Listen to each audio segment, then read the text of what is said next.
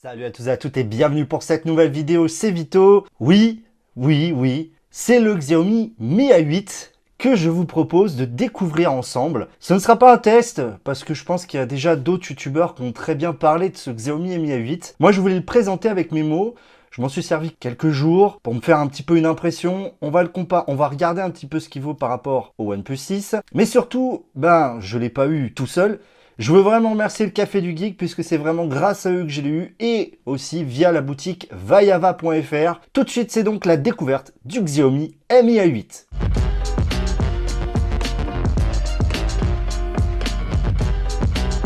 Donc comme d'habitude, on va commencer par le déballage. On va d'abord mettre de côté le petit Mi A8. Une boîte très classique, plutôt sobre. À l'arrière, on retrouve que quelques informations et surtout une information au niveau du stockage. Normalement, c'est la version 664, voilà. Donc c'est la version vraiment très de gamme. Je crois de mémoire que celle-ci coûte aux environs de 370 €. Je vous mettrai un lien Vaillava dans la description. Donc au niveau du package, on est quand même sur un package assez fin, plutôt qualitatif. On commence déjà à voir, ils sont inspirés d'Apple. Pourquoi? Tout simplement parce que jusqu'à présent, en règle générale, quand on ouvre la boîte, on voit d'abord le téléphone, c'est le cas chez OnePlus. Là, on voit d'abord boîte en carton, faut enlever la boîte en carton pour tomber sur le téléphone. On commence déjà les grosses similarités avec Apple. Côté chargeur, donc bien sûr, c'est un chargeur US, vu qu'il y a une version française qui va arriver. On va avoir donc un chargeur FR, je pense. Et au niveau du chargeur, si je ne m'abuse, c'est de la QC 3.0. Ça doit pas être visible, mais c'est marqué juste là. Donc ça fait bien le taf. Un petit câble USB et c'est tout ce que l'on a dans la boîte. Par contre, à noter que l'on a quand même une petite coque silicone de fourni. On va ensuite commencer par parler, bien sûr, du design, de la finition, de la prise en main de ce produit. On va faire un tour rapide. Voilà ici. Voilà l'avant. Oui. L'avant. On va quand même tout de suite dire les choses. J'ai l'impression de retrouver un de mes anciens iPhones, notamment l'iPhone 10. Alors, est-ce un mal? J'ai envie de dire oui et non. C'est pas spécialement un mal parce que finalement c'est un design qui fonctionne bien vu les ventes de l'iPhone 10. Au rayon des différences, déjà on va noter la petite courbe ici que l'on n'a pas sur l'iPhone. Le contour qui me rappelle vraiment en fait ce que proposait déjà Xiaomi avec le Mi 5 à l'époque. Le caméra bump qui est beaucoup plus léger. Le scanner d'empreinte au dos. Donc ça c'est une des particularités puisqu'on n'est pas sur la version Explorer qui elle dispose d'un scanner d'empreinte sous l'écran. On a bien sûr un slot SIM, pas de jack. Et oui, voilà, hein. Donc un port USB type C, haut-parleur, pas de haut-parleur stéréo, mais ça j'y viendrai dans la partie audio. Power, donc les boutons power, pas de non plus d'infrarouge, ce qui était pourtant une des particularités des Xiaomi. Et bien sûr à l'avant, le fabuleux écran dont on va revenir. En main, alors même s'il est assez massif, puisqu'on est quand même sur un 6,2 pouces, bien il tient bien en main je trouve. Par rapport au OnePlus 6, on est quand même sur un produit équivalent, mais voilà, il tient bien en main. Je trouve encore que c'est, voilà, pour aller accéder en haut, c'est pas évident. Il est propre. Encore une fois, c'est très bien fini, comme très souvent chez Xiaomi. Certes, pour moi, cela reste vraiment une copie d'iPhone. Je pense que là, ils ont vraiment poussé le délire très loin en termes de copie. Mais au final, c'est propre. Voilà, c'est propre. Non, c'est propre. C'est une copie propre de l'iPhone 10. On va maintenant parler de l'écran. On est sur un écran 6,21 pouces, Full HD+, Super AMOLED, compatible, alors d'après ce que j'ai vu, HDR+, et DCI-P3. Et le notch est juste énorme. Il est énorme. Enfin, je veux dire, il est énorme. Il est énorme, incroyable. Ils sont vraiment allés jusqu'à copier l'iPhone, et je dirais même qu'il est plus grand que celui de l'iPhone. Franchement, ce notch est colossal. Mais voilà, il intègre de la technologie qu'il n'y a pas par exemple sur le OnePlus 6 ou qu'il n'y a pas sur l'Essential, puisque l'on a aussi un système de reconnaissance faciale qui est très proche de l'iPhone, même si pas aussi performant en termes de points. Donc là où je suis vraiment bluffé, c'est vraiment en termes de qualité d'écran. Alors là, forcément, il va mettre une qualité toute pourrie, hein, forcément, ce serait trop facile. On va attendre que ça monte un petit peu, mais vraiment, je trouve que l'écran a une qualité assez bluffante en termes de colorimétrie. Vraiment, c'est assez hallucinant. Je trouve qu'il y a vraiment quelque chose que l'on n'a pas sur le OnePlus. Alors, d'où cela vient, je ne sais pas, mais je trouve que, je sais pas, c'est vraiment... Alors, est-ce que c'est juste une impression? Peut-être. Mais je trouve que dans bien des points, que ça soit en termes de réactivité, de colorimétrie, d'angle de vision, je le trouve vraiment très propre. Donc ça, c'est vraiment un bon point, je trouve. Enfin, cet écran, je le trouve vraiment magnifique. Peut-être même plus joli que celui de OnePlus. Mais voilà, c'est un écran qui est encore seulement Full HD+, et ça, bravo Xiaomi, merci d'avoir regardé un écran Full HD+. Encore une fois, pour avoir le Essential au tous les jours, je ne vois pas vraiment l'intérêt au quotidien. Il est temps d'en venir à l'OS, qui est donc MIUI 9.5.11.0. Petite chose, je pense qu'il faudra refaire une vidéo quand MIUI 10 sortira, parce que ce téléphone a été fait pour MIUI 10. Néanmoins, on va quand même faire un tour d'horizon de ce que l'on a sur MIUI 8. Je pense que c'est important, mais clairement, le téléphone sera à 100% de ses capacités sous MIUI 10. On a bien sûr un Snapdragon 845. On a bien sûr 6 Go de RAM, tout ce qui va bien, donc à ce niveau-là, pas de souci. MIUI, c'est donc une ROM finalement très proche d'iOS. Et ça, on va arrêter de se le cacher. Je pense qu'à un moment, c'est clair. La ROM MIUI est très proche d'iOS sur bien des points, même si c'est une ROM que moi, j'apprécie plutôt, avec quelques fonctionnalités vraiment sympas. Mais on voit, il y a beaucoup de choses. Il y a en plus du fait que ça soit très proche d'iOS, il y a beaucoup de choses. Donc on a bien sûr des applications météo, galerie, musique, un thème, un truc jeu, mi-vidéo, on a un App Store Xiaomi, donc ça c'est important, surtout si vous l'achetez en Chine, pour avoir justement le Play Store, calendrier, notes, le wallet, on a plein d'applis, Mi Live, on a encore plus d'applications ici préinstallées, c'est un enfer. Là on a le Google Play, le Google Installer, on a le Play Store, Instagram, bon là après ça c'est moi qui les ai installés. On a ensuite téléphone, SMS, un navigateur web, j'aurais un peu peur de m'en servir, et l'application photo, ça j'y reviendrai un peu plus tard. Donc MIUI, c'est quand même une interface que je trouve assez pop en termes de couleurs, faut vraiment aimer. C'est pas désagréable, c'est pas la pire surcouche que j'ai vue, au moins ils la mettent à jour régulièrement. Donc les toggles, c'est du grand classique, mais on va aller dans les paramètres. On va commencer bien sûr par les trucs classiques. On a bien sûr la possibilité d'avoir du dual 4G, hein, voilà, le roaming, etc. Bien sûr, on a le NFC, donc ça c'est bien pour le paiement sans contact, qui arrivera peut-être un jour en France. Au niveau de l'écran, donc on a bien sûr la brightness level. Donc là, on peut régler l'atteinte de l'écran pour la nuit, hein, ça c'est aussi un truc important. On a bien sûr un mode lecture. Alors, vous le voyez d'ailleurs, je ne l'ai pas précisé, il est en anglais, tout simplement parce qu'il n'y a pas de version française pour l'instant. Enfin, la version que j'ai reçue est en anglais, donc voilà. On a bien sûr un mode lecture que l'on peut donc paramétrer en fonction donc des heures, etc. On peut l'ajuster, etc. D'ailleurs, ça fait un peu redondance avec le mode nuit. Alors, le mode nuit, ça doit peut-être juste être la teinture, c'est-à-dire que ça va passer en noir, en fait, tous les menus, et le mode reading, c'est la teinte de l'écran. Contraste et couleurs, donc bien sûr, là, on peut améliorer, on peut modifier. Donc là, je suppose que ça doit être le DCI-P3. La automatique, c'est ajustement automatique. Donc là encore, ça, c'est très bien de la part de Xiaomi. On a bien sûr un Always On Display, hop, que l'on va voir juste ici, normalement. Très basique, mais qui, voilà, qui fait son effet. Il y a des petites notifs qui apparaissent, donc pas de souci. Les polices, donc là, on peut en installer à partir du thème, la taille du texte, double tap to wake, auto-rotate, donc double tap pour réveiller. Et pick-up gesture pour wake, on va le lever et boum, ça va le déverrouiller comme l'iPhone. Et ça, franchement, je dois pas le cacher, Xiaomi, bravo de l'avoir implémenté, ça c'est vraiment top. Lock screen, alors là, c'est intéressant. On a bien sûr les empreintes digitales, hein, voilà, donc verrouiller l'écran, les privacy passwords, le verrouillage des applications et les paiements via scanner. Mais on a surtout ça, les datas de visage, donc déverrouillage via le reconnaissance faciale et à autoriser le déverrouillage facial quand l'écran s'allume, c'est-à-dire en gros quand vous faites le raise to wake. Franchement, c'est impressionnant. Cette reconnaissance faciale, Xiaomi l'a très bien implémentée. Vous allez voir, normalement vous allez la voir. Voilà, vous voyez, elle s'allume ici. Donc si elle reconnaît mon visage, tchoc, elle va me reconnaître, voilà. Alors, est-ce qu'elle apprend comme l'iPhone? Ça, j'en sais rien. Mais en tous les cas, elle est ultra performante dans toutes les conditions de luminosité. C'est bluffant. Ensuite, on a bien sûr Screen Lock, Wallpaper Carousel, Sleep après, donc mise en mode veille après 30 secondes d'inactivité. On peut réveiller aussi, choisir réveiller avec les boutons volume. Là, on appuie 2 fois sur le bouton power pour lancer la caméra. Dans les options avancées. Donc, on peut choisir comme d'habitude différentes options pour l'affichage sur l'écran allumé. Ensuite, Smart Cover Mode, Pocket Mode, donc ça c'est important de l'activer d'ailleurs, je sais pas pourquoi il n'était pas activé. Donc là voilà, après le reste c'est des options vraiment simples. Déverrouillage facial, gros bon point pour Xiaomi, surtout sur un téléphone quand même, je le rappelle, qui a priori d'après les dernières infos devrait être à moins de 500 € en France. Hein. Notification et barre de stats, on peut séparer ou les combiner un petit peu à l'ancienne. Hein. Les toggle position, voilà, donc la position des toggles c'est directement ici qu'on le règle et pas directement depuis les paramètres, donc ça c'est une petite modif mais c'est pas non plus catastrophique, faut le savoir.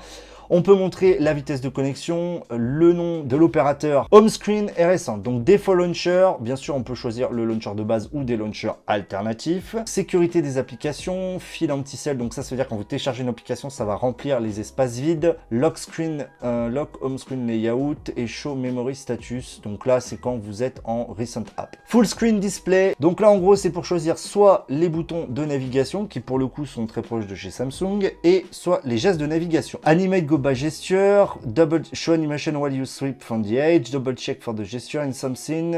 Ok, donc ça, c'est des petits trucs. Hide screen notch. When turn on the screen notch, erase back. Donc là, c'est pour cacher le notch. Voilà, donc ça fait toujours cet effet un peu bizarre, mais est très mal équilibré, puisqu'ici on va avoir vraiment une grosse épaisseur par rapport au bas. Donc voilà, encore une fois, bon.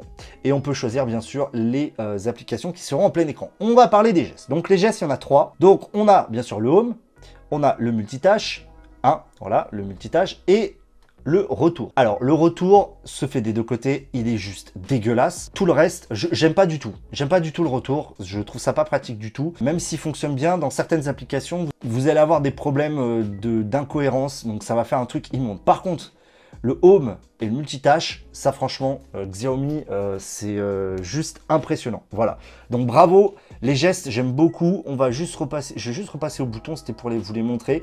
Donc bien sûr, full screen mode, c'est pour vraiment avoir... Par exemple, sur YouTube, la vidéo qui prend tout l'écran, d'accord, même le notch, ça c'est à vous de choisir. Ensuite, Xiaomi AI, donc là c'est l'intelligence artificielle de chez Xiaomi. J'avoue, j'ai pas testé, ça ne m'intéresse pas, c'est comme Bixby, je trouve ça inutile. Il y a Google, ça fonctionne très bien. Second Space, ça c'est un truc que j'adore, que j'ai découvert avec Xiaomi d'ailleurs, avec le Mi 5.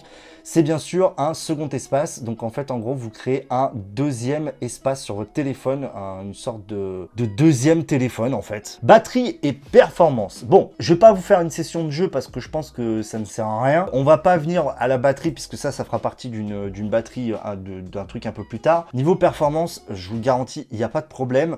Il chauffe un petit peu, mais pas plus que le OnePlus. Il y a un petit peu, alors Pierre PA de chez Technoid l'avait aussi noté, il y a un petit peu de diminution de cadence de CPU au bout d'un moment, donc ça c'est lui qui l'avait vu, mais clairement en utilisation ça se remarque absolument pas. Donc le storage, il y a 64 Go, 56,28 de dispo. Attention, il n'y a pas de port SD. Il y a un cleaner d'intégrer, comme les Chinois aiment bien faire. Additional setting, donc là après on a button et gesture shortcut, donc là pareil, on a plein de shortcuts divers et variés. Là c'est intéressant, donc vous le savez, voilà, que forcément on est obligé d'utiliser ça, par exemple les fabuleux KZ, ZS6, voilà, par exemple, je donne un exemple. On a les boutons, on a Miss and Answer, donc voilà, on a un égaliseur intégré, ça sonne vraiment bien. Moi je suis surpris, ça fonctionne très très bien. Alors après bien sûr, là, c'est un truc un peu comme chez OnePlus, on a bien sûr accès à la gamme de chez Xiaomi. Pas de souci, un mode d'une main, bien sûr, etc. Et ensuite, on a les diverses autres options, avec notamment le Dual App pour dupliquer des applications, le verrouillage d'applications, et voilà. Donc, en gros, MIUI, faut aimer cette surcouche. Moi, vous savez, je suis plus Android stock, mais faut dire ce qui est, elle est quand même très propre. Le téléphone répond super bien, que ça soit en ouverture d'application, même si je le trouve un tout petit peu moins rapide, c'est vraiment une sensation. Et je le trouve un petit peu moins rapide que par exemple le OnePlus 6, mais là encore, c'est vraiment pas non plus dramatique. Ça s'ouvre très vite, c'est très réactif. Franchement, bravo. On va passer maintenant aux caméras. Bon, les caméras, vous le savez, je vais vous mettre des images qui passent. Je suis pas un grand spécialiste de la caméra. De deux, mes exigences sont assez faibles. Mais néanmoins, il me faut en parler parce que c'est quand même un des gros points de différenciation face à d'autres produits. Vous le savez, pour moi, le OnePlus 6 est largement suffisant, même s'il manque de piqué. Le Essential est un petit peu limite. Bref, j'ai pas des critères très importants. Donc on va commencer par la caméra frontale qui est donc une caméra 20 mégapixels ouvrant à 2.0. Comme d'habitude sur les smartphones chinois, on a un lissage complètement aberrant et délirant. Les photos sont correctement acceptables, guère plus, ça fait le taf pour des selfies. Il y a de la vidéo aussi, j'ai pas vraiment vu de stabilisation, mais c'est un selfie, moi ça m'intéresse pas. C'est mon avis d'utilisateur. Encore une fois, je sais que certains vont gueuler, ah, t'as pas fait de texte. Je m'en fous, moi. Enfin, franchement, je m'en fous. Je vous en parle juste, ça fait des photos, quoi. Ça fait des photos. C'est, je dirais, à peu près au niveau du OnePlus 6 avec un peu plus du lissage. Je trouve que le OnePlus 6 a un meilleur flash dynamique, ça c'est un de ses points forts. À l'arrière, le fameux capteur iPhone-esque. On a donc deux capteurs, un 12 de 12 mégapixels, l'un ouvrant à 1.8 avec stabilisation optique et l'autre ouvrant à 2.4 avec un zoom en mode zoom x2 à 56 mm. Bon, déjà comme d'hab, le zoom x2, je trouve que c'est toujours horrible. Puis de toute façon, dès que la luminosité devient trop faible, il rebascule sur le 12 mégapixels principal en 1.8 ouvrant à 1.8 et il fait un zoom dedans, ce qui fait que tu as une photo absolument immense. Pour le reste, les photos sont très propres. Franchement, honnêtement, le score de DxO est parfaitement justifié. Mais je trouve que les contours sont... Enfin, déjà, alors, l'application photo, c'est vrai que j'en ai pas parlé. Elle est... Non, c'est pas un iPhone. Hein. Non, c'est... Le mode AI, c'est plus en fait un mode scène intelligent, hein, qui applique un filtre automatique, etc., reconnaissance d'objets, mes couilles.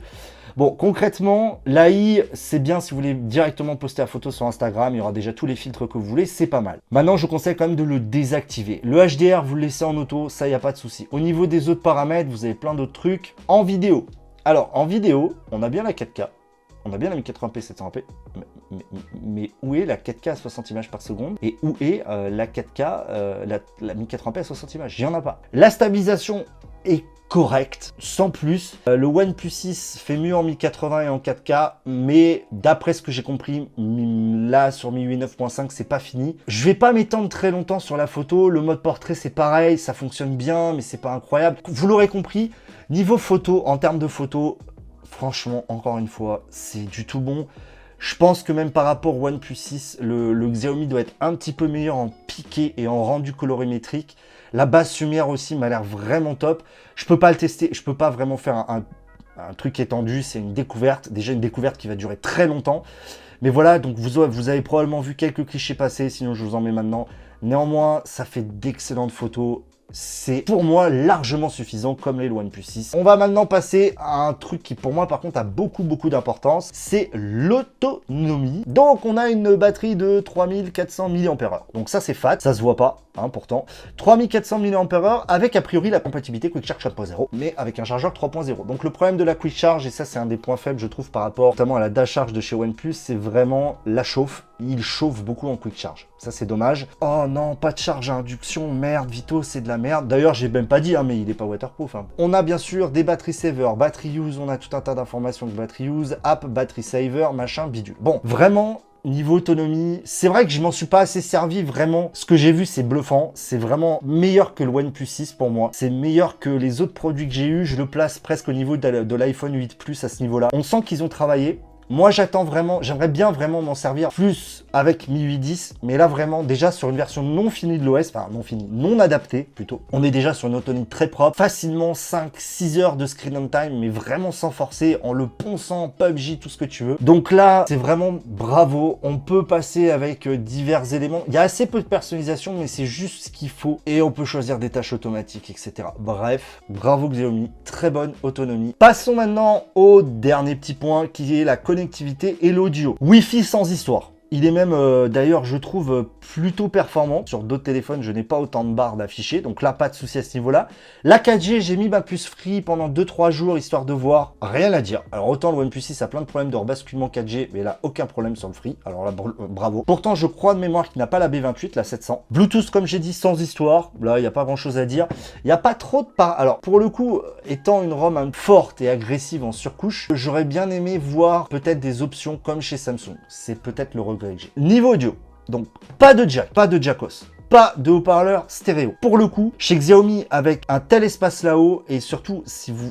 C'est dur de voir les capteurs, mais surtout avec des capteurs comme ça, c'est difficilement excusable de la part de Xiaomi, je trouve, de ne pas avoir mis 2 haut-parleurs stéréo. Ça, c'est vraiment le point négatif. Ça, c'est des points que j'ai du mal à pardonner. Après, bon, bah voilà, si on passe par l'USB type C ou un Bluetooth, il y aura pas... Vous l'aurez compris, c'était une découverte un petit peu poussée. Je voulais pas faire de test, je l'ai fait un petit peu comme ça, c'est-à-dire que j'ai utilisé pendant quelques jours. Et en gros, sans script, sans rien, je vous fais un petit compte-rendu de mon expérience. Les points que je note, déjà... La finition hyper propre, même si un design manquant d'originalité. Une reconnaissance faciale que j'adore. Un notch monstrueusement moche, mais en même temps, bon, c'est comme l'iPhone. Mais là, je trouve vraiment qu'il est trop gros, même s'il s'intègre bien dans la ROM. C'est vrai que PA avait noté qu'il n'y avait aucune notification ici qui apparaissait, comme ça peut être le cas chez Android. Perso, ça m'a pas plus dérangé que ça. Donc l'écran, superbe écran. Vraiment magnifique écran. Est-ce que c'est un écran plus récent, plus haut de gamme? J'en sais rien, mais il est vraiment somptueux. MIUI, on aime, on n'aime pas. Je suis pas fan. N'empêche que c'est une surcouche très polissée. Un petit peu le même reproche que je pourrais faire à Samsung, c'est qu'il y a beaucoup de paramètres et ils sont assez difficilement trouvables. Mais franchement, dans le peu de temps que j'ai eu, ça a fonctionné nickel. Appareil photo sans histoire. Peut-être un peu de stabilisation à retravailler, mais là encore, RAS. Autonomie, RAS. En gros, en fait, après, ça va être une question de goût.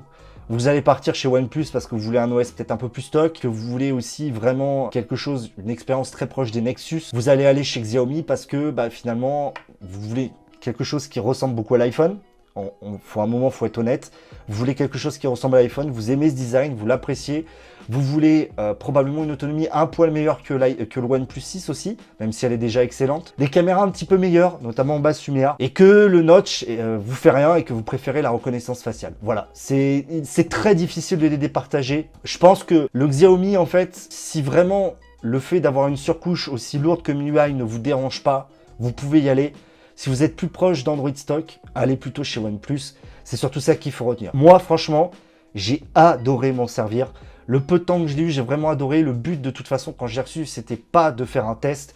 Je pense que DaddyDTech, notamment, et PA de la chaîne Technoid, je vous mettrai les liens de leurs vidéos dans la description, ont déjà fait des vidéos suffisamment qualitatives. Moi, ce que je vous dis, c'est mes impressions, c'est cette découverte. Franchement, bravo Xiaomi. Je suis impatient de le voir sur MIUI 10. C'est une vraie réussite, même si encore une fois, c'est pas forcément le produit que j'achèterais du fait de son gabarit. Vous le savez que je trouve un peu trop grand. C'est tout pour cette vidéo. C'était Vito, n'oubliez pas les pouces en l'air, n'oubliez pas d'aller faire un tour sur le site du Café du Geek et de vaillava.fr. Merci au Café du Geek et à Vaillava pour le Mi 8. Moi, je vous donne rendez-vous à très vite pour une nouvelle vidéo. Ciao, ciao.